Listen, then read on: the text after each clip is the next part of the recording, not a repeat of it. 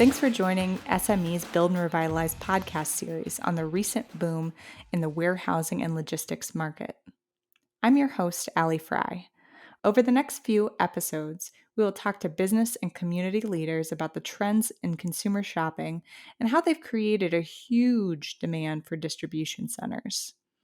We'll learn about ways communities, developers, contractors, and financial institutions are working together to quickly adapt to the boom and help owners creating facilities in the warehousing and logistics market.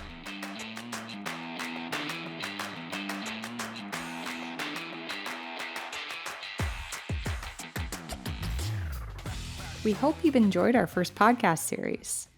Today, we'll wrap up with a conversation on financing. We touched on available incentives in previous episodes, and Bret Stuntz, a senior consultant in SME's Environmental Services Group, is here to help us understand these options a bit better. With over 20 years of environmental consulting and real estate finance experience, Bret has created and delivered innovative gap financing, brownfield, and other environmental solutions to our clients on hundreds of projects. So we'll also talk to Chris Cook. He's the Director of Capital Access for Michigan Economic Development Corporation, or MEDC for short. He'll pick up where Bret leaves off and tell us a bit about programs that are available to help Michigan-based companies who are seeking commercial lending for their development projects as part of some gap financing. Let's jump right in. Bret, we'll start with you. Welcome to our podcast. It's great to be here, Allie. So we know that the warehousing and logistics facilities are developments that states really want to bring to their local communities, both to benefit those communities and for the value of redeveloping brownfield sites. These projects are often developed on larger pieces of land that come with a variety of hurdles, and one of them is definitely financing. That being said, what are the cost issues you see in developing these sites? There are several. You mentioned that the sites are large, and so they're often very expensive to acquire. You typically need a lot of contiguous land, and those pieces of land are often in very particular locations, so near a client base or near required transportation infrastructure. So there's not necessarily a lot of supply. And then often in urban areas where it's the location is good for clients and being close to airports and rail and highways, you're often putting together a lot of parcels. So in the urban areas, you might have had land platted differently for different purposes. And so piece of property that's good for a warehousing or logistics site might have 20 parcels, might have 50 parcels, might have 100 parcels. And so there are a lot of entitlement issues, and that really slows down development. You're dealing with multiple sellers and complicated entitlements processes.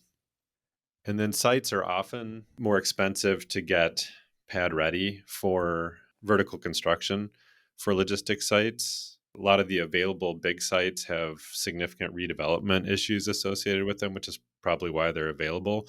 They can be old industrial sites. They have legacy environmental issues. So you might have vapor intrusion concerns, which really increase the cost if you have to do a vapor barrier or a subslab depressurization system. And then if the site's been developed previously, you might have a lot of demolition costs. You might have asbestos. You might have soils issues in the ground where previous development or what's left behind has left unstable material that's not easy to build on. And then a lot of sites have both of those issues, like landfills as an example. They're available large pieces of land, but they're just difficult to build on. Another issue for expense is infrastructure. So if you have a big site, if it was used either previously for a different purpose or it was unused, it might not have the utilities that you need for warehousing and logistics. So getting those to the point where they meet the needs of the new development is expensive. And similarly with transportation, the infrastructure might need to be improved or tinkered with to deal with traffic patterns for the new uses, the road requirements, the rail requirements. Yeah, and all those technical issues really pile up when it comes to the cost of a development, and that could potentially make it not feasible. So we still see developers developing these sites. What are some of the tools available to deal with financing these issues on a construction project? Yeah, it's tough because all of those things do pile up, and they really extend the pre-construction period, and that can be a deal killer because it makes it more difficult to finance and more difficult to find working capital to do the architecture and engineering that has to be completed to get a viable project. There are several tools that are available, and it depends really the type of tool that you're looking at depends on where you are in the process. To get things going early on is the most challenging time probably, and also the time where there are the fewest tools in the toolbox. But some municipalities and local units of government will step in, particularly if they have sites that are target sites.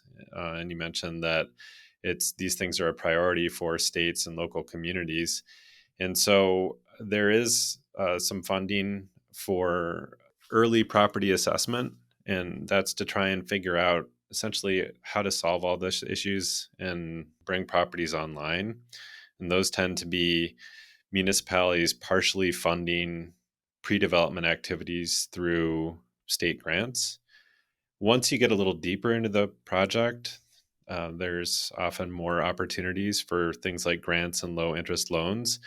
And those can be targeted to addressing some of the specific issues that we were talking about earlier. So if you have environmental issues, there are state grants and federal grants that can help with assessment, just trying to figure out what am I dealing with and what do I need to do to solve these problems.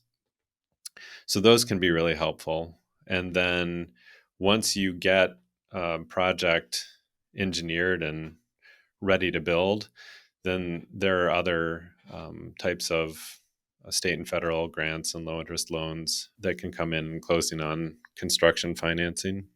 The last category are tax incentives that offset operating costs and increase the ability to service debt, and or more likely probably enhance returns on equity investments.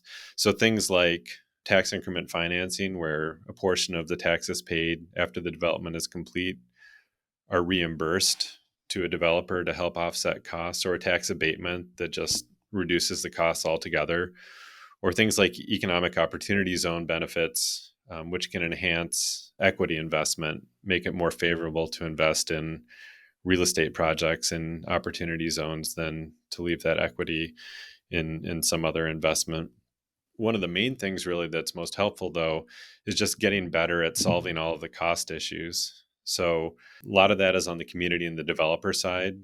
Can you work through those entitlement issues expeditiously? Can you be creative and effective at solving the soils issues, the environmental issues, the infrastructure challenges? All of those tools can be really helpful. Right. So it sounds like not only finding alternate sources of funding, but also looking at the efficiency of the process and maybe the education of the community on these issues is really important. Would you say that that's true? I think it is. The community component is really important. Although often the state and the local unit of government really push for these projects to occur, they tend to be big changes in the neighborhoods where they're being constructed. And there are pluses and minuses generally. And a lot of times the redevelopment can improve environmental conditions, it can reduce blight. But regardless, there's often a community component where there's through the public processes associated with site plan approval or other incentives approval, you have a lot of community engagement. And for a lot of projects, it's a really positive thing, but it also tends to extend the development period and change developments. And those things have a cost component associated with them. And one of the things I think that's really important about these costs that we're talking about, these are issues that don't necessarily come with any return on investment. You think about buildings and they cash flow because over time there's an income stream that covers your debt service and provides a return on equity. And so often you can enhance those returns in construction by making a project more feasible by investing to do things like add rentable space, so that would increase income, or by investing to provide higher quality rentable space, which would increase rent and income. But if you have soils issues, if you have environmental issues, if you're investing in things like infrastructure, or working through complicated entitlement processes, those don't improve the ultimate development. They don't increase rentable space, so they're all cost and no enhanced return, and that really makes these types of investments challenging. Yeah, it really produces kind of that gap in your profit versus your initial investment. I agree. It definitely does. Regarding those gaps in financing, you talked about some tools to help make these projects more feasible. If we're looking at it in terms of, say, a typical range of dollars when you're looking at redeveloping a site, how large of a gap in your initial investment do you see when you're dealing with these redevelopment sites? Well, it varies, and it really depends on the sites. They're substantial, certainly. I think in the pre-development phase, it's almost entirely gap because you are trying to get your arms around a project and a piece of land or pieces of land and really figure out what's going on, what are the conditions that I'm trying to build on, and what do I need to do to engineer these sites properly. And so in the pre-development phase, you're talking about tens of thousands of dollars. It could be 50,000, could be 100,000 on a large site to really do an appropriate assessment and get some preliminary architectural and environmental together. There's a tremendous amount of risk there because, again, these sites are complicated and they may not all work out. And so I think that's why there are programs set up often for communities to try and inventory their brownfield sites and to identify sites of priority and work usually through some kind of cost share with either private development entities or various local unit of governments like counties and cities to try and develop some of this assessment information so that when an entity comes in to redevelop a property, the lift is a little bit lighter. Once you've done that and you have some of the specific conditions identified, then there's typically more grant and loan opportunities available, and they can be targeted to those specific brownfield challenges like bad soils or environmental issues.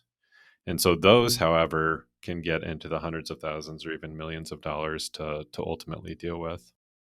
So you mentioned, after you get through the initial phase to initially wrap your arms around what are the problems on these sites, and you get into the other tools for funding these larger items, actually dealing with the issues on sites. Tell us about maybe a recent project where you had to implement some of this type of funding to close the gap in financing. Sure. As an example, we worked on a large commercial refrigeration warehouse project, and this is in the city of Detroit. And so it really hits on a lot of the problems that we talked about earlier. So you're dealing with an old city that has a lot of previous uses on the target property. So property assembly is very challenging, multiple sellers, multiple entitlement issues to work through.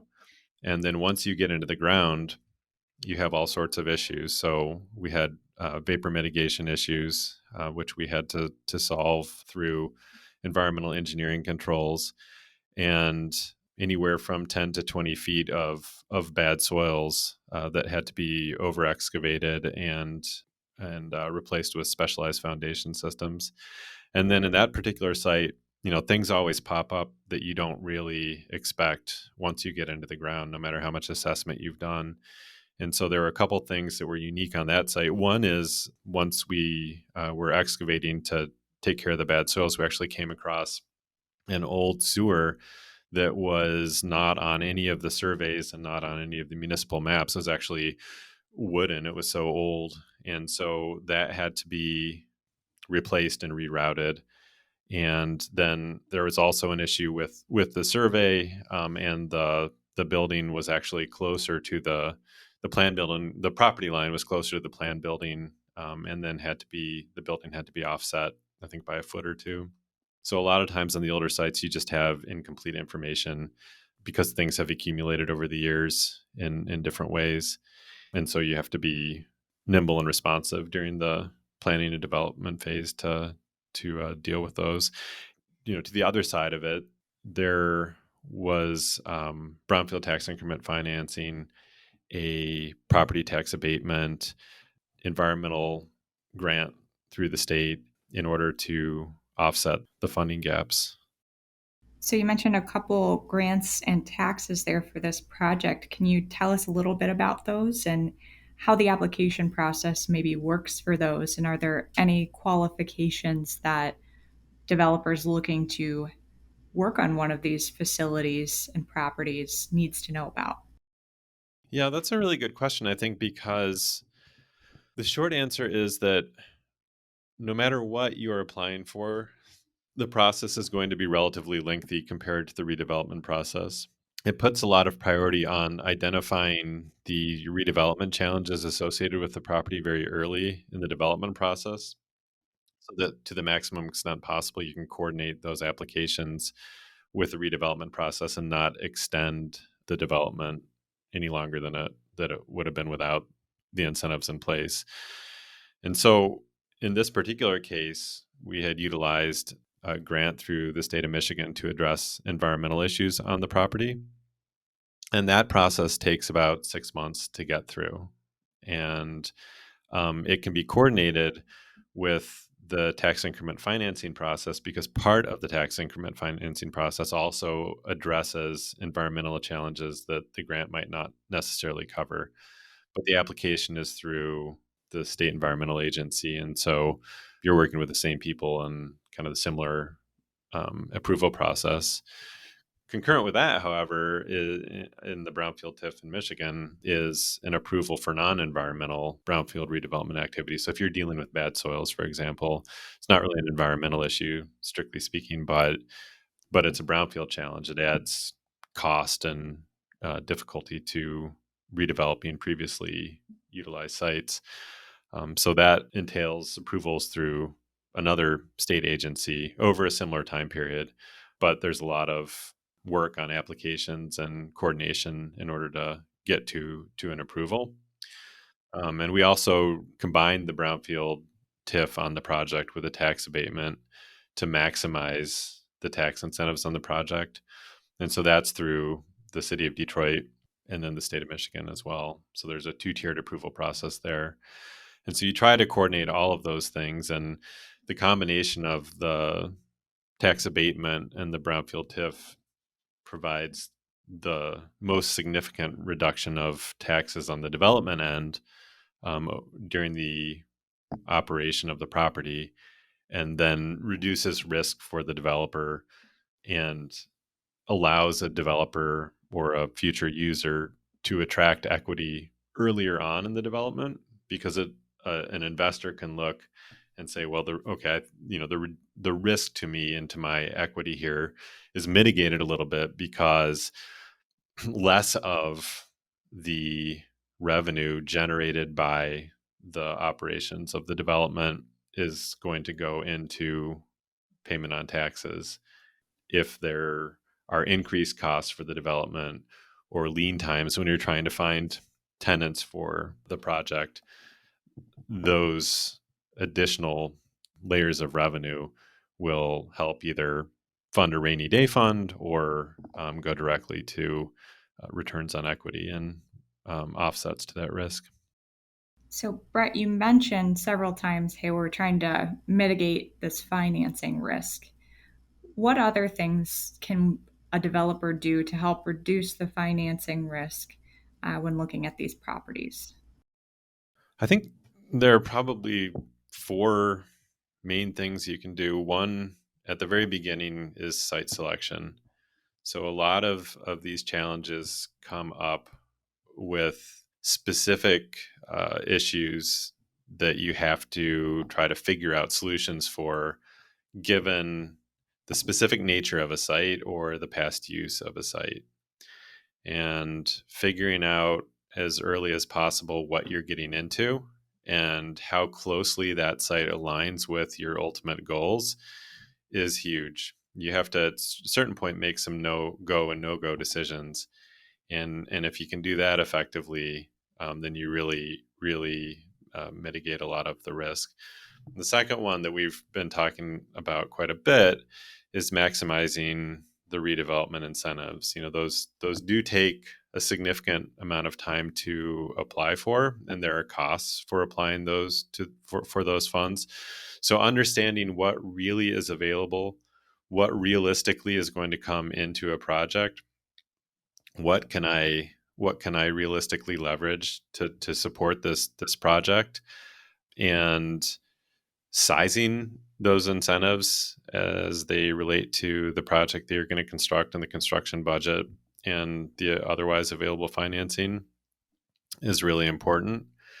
The third, if you can either at least identify tenants in the pre-development phase and ideally have tenants who are locked in, that creates a lot more certainty and future revenue streams for the development, and it makes it a lot more attractive for lending institutions to come in. They tend to be the most risk averse.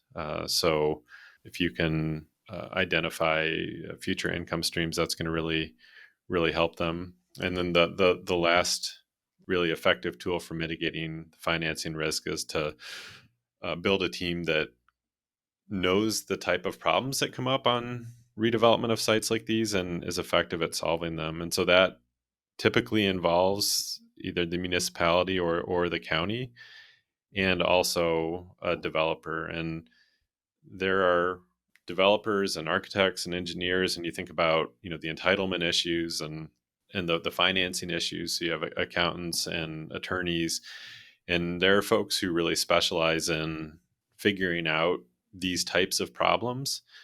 And having a team of people or companies that can do that and are effective at coordinating with one another can really, it reduces risk. It also, because it delivers constructed sites more efficiently, can actually have a bigger impact than all the grants and loans and tax incentives combined.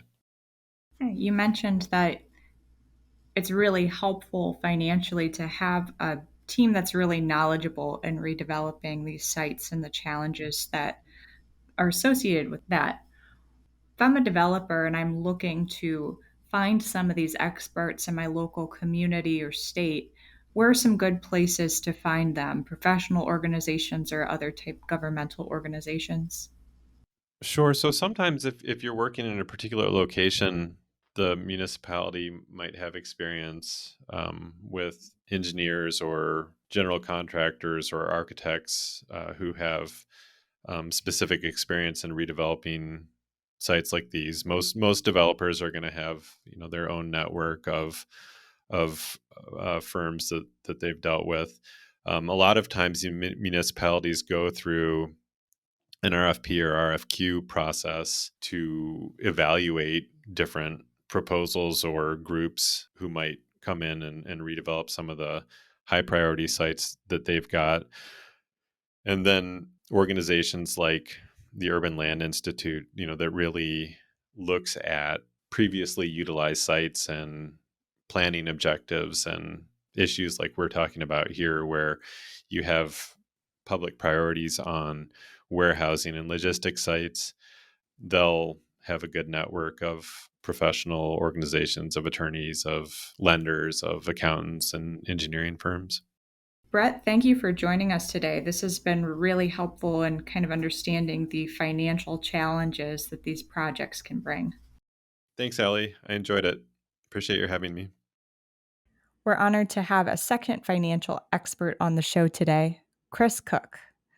Chris works with MEDC to provide support for Michigan based companies seeking commercial lending for development projects.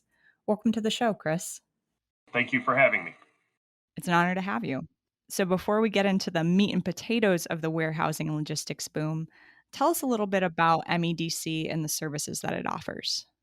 So, MEDC offers a variety of services to support both business growth and real estate development, as well as housing our Pure Michigan campaign.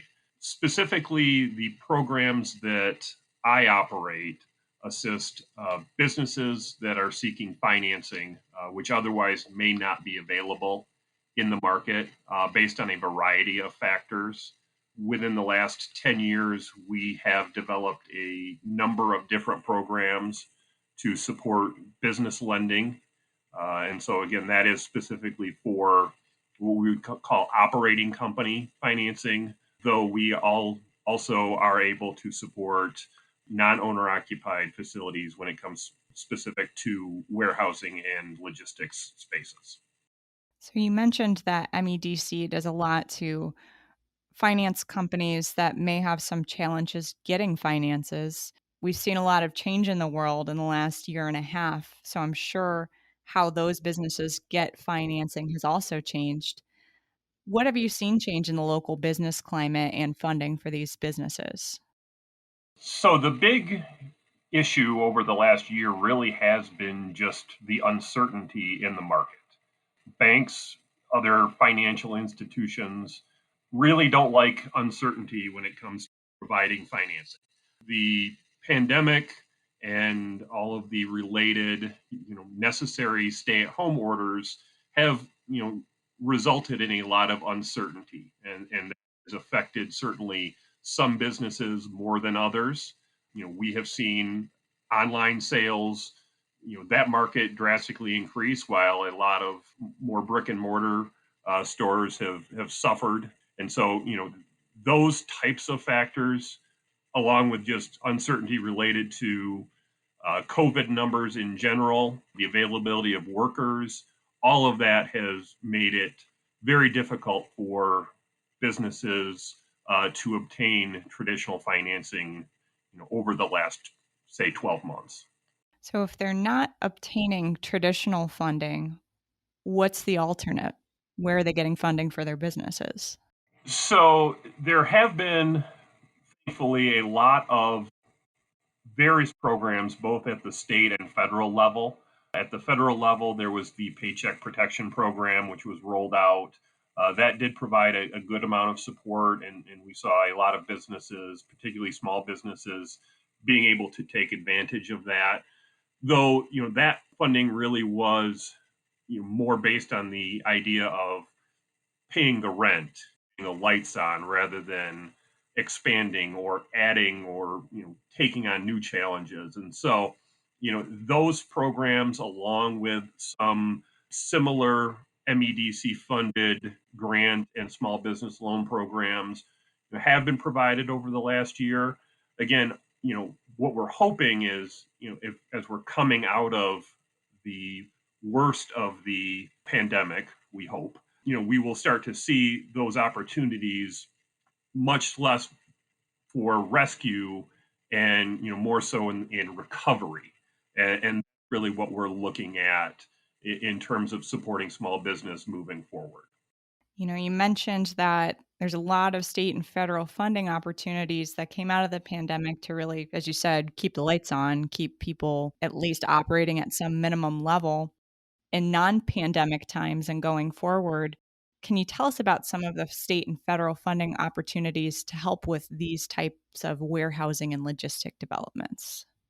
Sure. So we have created two programs, one specifically to deal with collateral shortfalls, and the other to deal with short term cash flow shortfalls that have been operating nonstop since its launch in 2010. So those programs are immediately available and continue to be available to support, new financing. One other thing I will mention, as a result of the most recent Recovery Act passed by Congress and signed by the president, there is a significant amount of new federal funding specific for loan enhancement that will be coming likely early in 2022.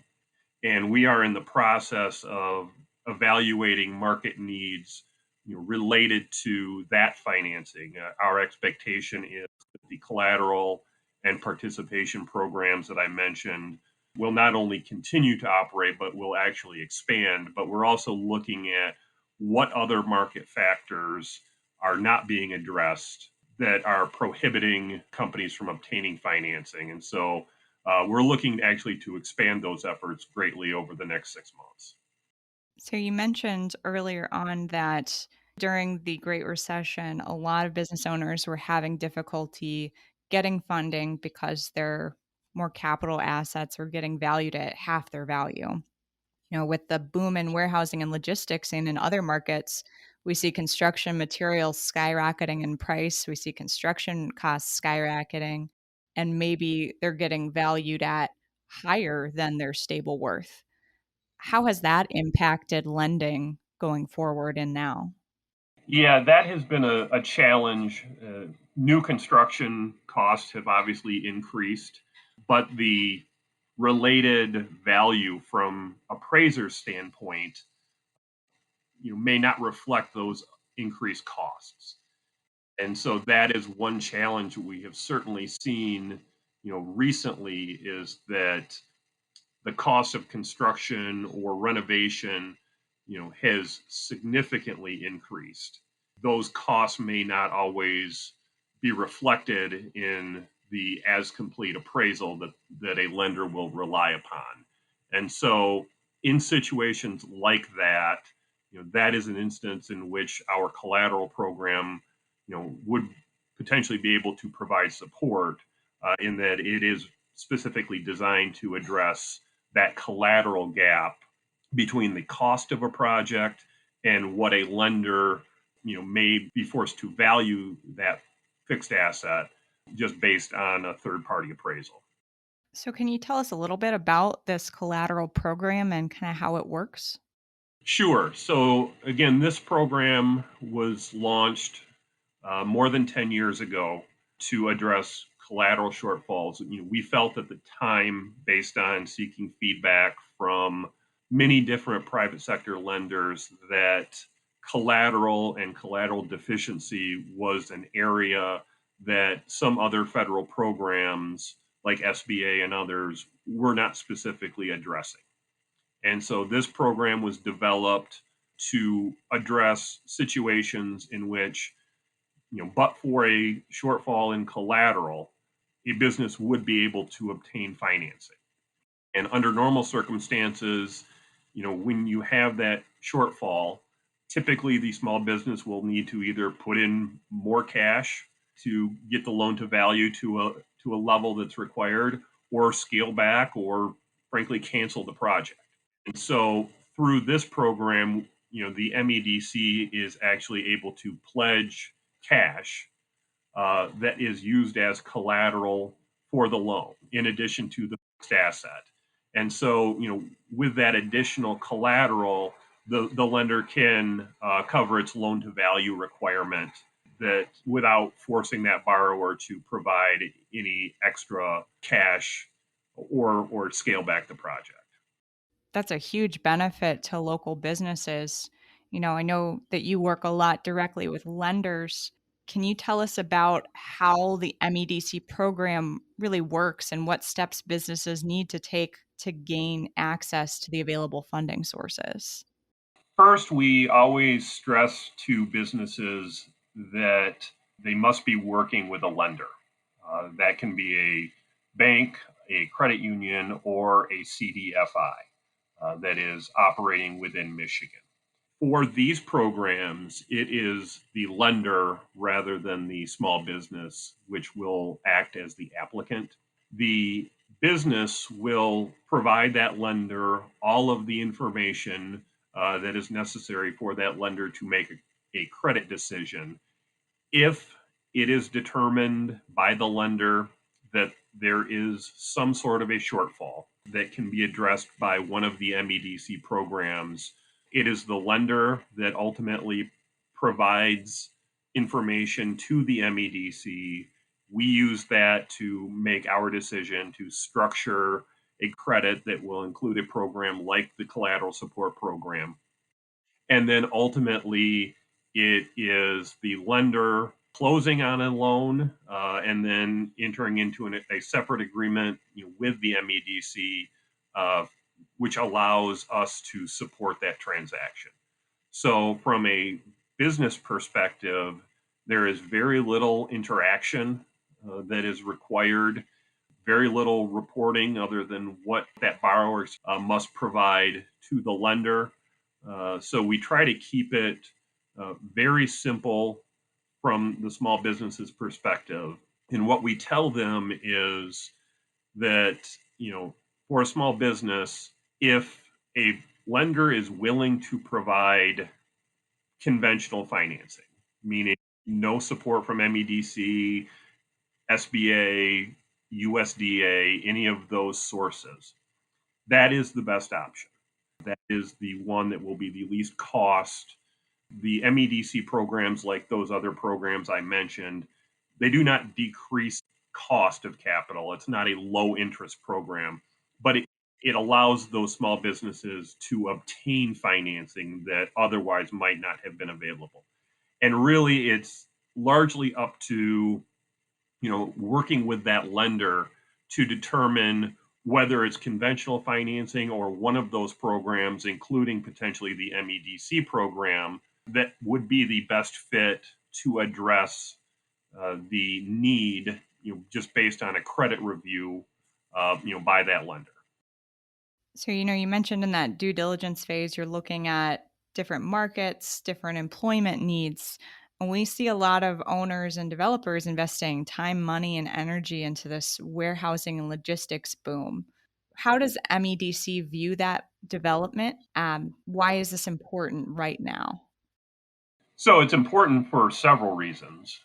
First, we have seen significant increase in online sales, and that, of course, leads to additional warehousing needs. For manufacturing companies, the concept of just-in-time housing, results in a lot of need for proximate warehouse space for suppliers. And MEDC, one of its functions is helping to recruit out-of-state business. And one thing that we have seen is those out-of-state businesses that are looking to locate in Michigan typically want to move into a building that is already complete and ready to go. They don't necessarily want to immediately come in and have to build something new that may, take extra time. Over the last 10 years, we have seen the amount of just available space dwindle to the point where inventory of existing light industrial space is very low.